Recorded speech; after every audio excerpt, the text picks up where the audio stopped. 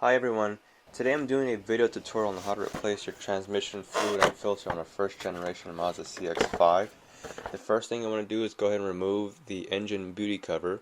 It's held on by some rubber grommets, so you simply just pull up on the cover and the whole thing will pop right off, and we'll set that aside for now. The next thing you want to do is remove the mass airflow meter and the top half of the airbox.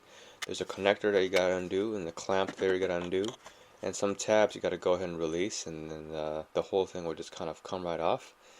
The next thing you want to do is go ahead and remove the lower half of the airbox. There's two 10mm bolts you got to go ahead and take off, and you can pull the airbox straight up. It's being held by some rubber grommets there and kind of got to work its way out. Now the next thing you want to do is remove the transmission dipstick. It's being held by a 10mm bolt there, as you can see, and so you simply just remove that. And as we pull up on the transmission dipstick there, we can go ahead and see, the current, fluid that's in there, the color and the level.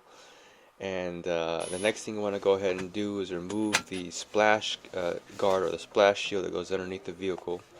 It's held on by quite a few 10mm bolts and some plastic fasteners there. You can use a flathead screwdriver to pop out those fasteners, and after you do all of that, we can go ahead and set the cover aside for now.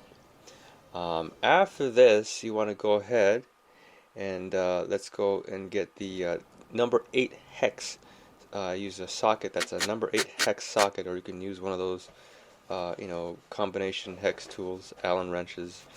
And let's go ahead and take off the drain plug for the transmission there. That's a number 8 hex.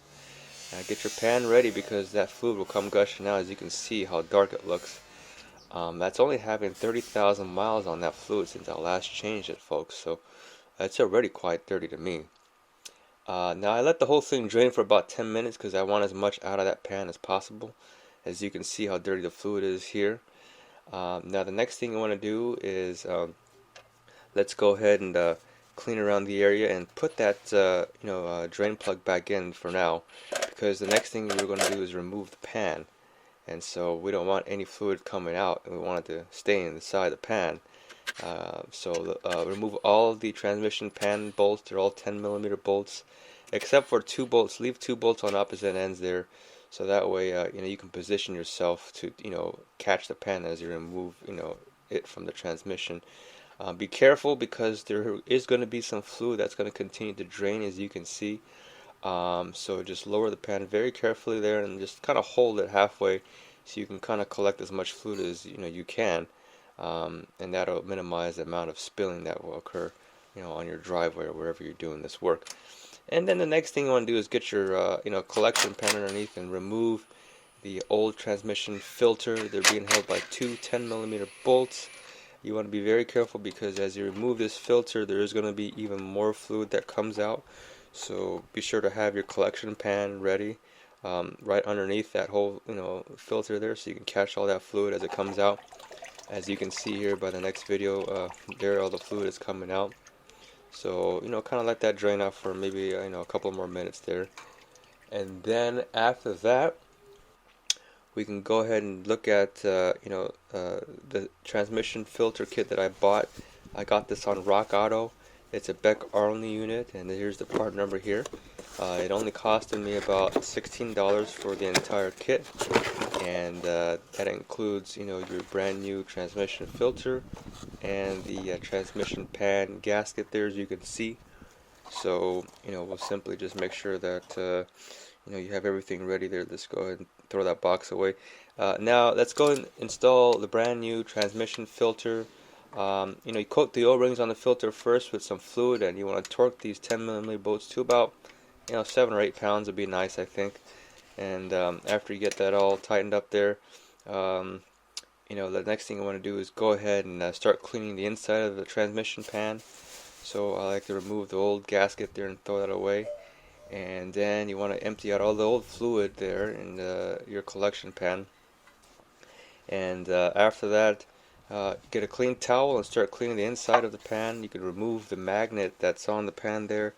As I'm wiping this magnet, you can see how much medical particles is there.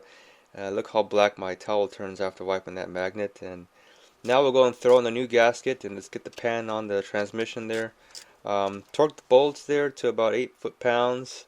And then you can go ahead and put back the splash shield on the vehicle. So, make sure you get that back on there. All the fasteners and everything has to go back too. And then after that, we start filling the transmission with the fluid here. I put the funnel, it's a long funnel that I'm using there because it's kind of deep into the engine bay. And I insert that to where you put the dipstick in. That's where you're going to fill the fluid. So that's where you're going to put the funnel. And here's the fluid that I'm using. It's genuine Mazda Type FZ transmission fluid. And I used about 5 quarts of this fluid here after I checked everything. But you want to make sure you get at least 5 quarts. So that way you'll have, enough if you need, all 5 quarts. In my case, I needed a little bit more than 5 quarts. I'll tell you about that later. So we'll go ahead and start by, pouring this fluid inside there. Just go ahead and pour it one by one.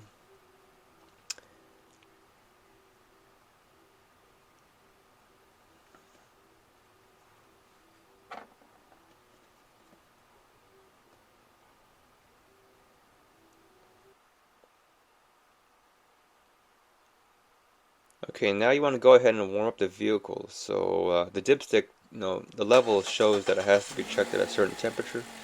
So to do that, you put back the mass airflow meter, and you can start the vehicle, and you can let it run for quite a while there. Now check the fluid levels, like I said, after you warmed it up to that temperature that's on the dipstick, and you can add more fluid if necessary. As I said earlier, it's good to probably just start by adding in about 4.5 quarts to be on the safe side, so you're not going to be overfilling it, and then as it warms up, the fluid expands. So if you check the levels and you're still kind of short, you can add more fluid, but it'd be harder to take fluid out than to add fluid in. And the last thing you want to do is put back all of the components that you took off. So let's start by getting this airbox put back in there. And then, of course, after that, you want to put the air filter back in, replace the mass airflow sensor in the top half of the airbox, get everything all snugged up there, and get these bolts tightened down there. And then next thing you want to do is put back the engine beauty cover.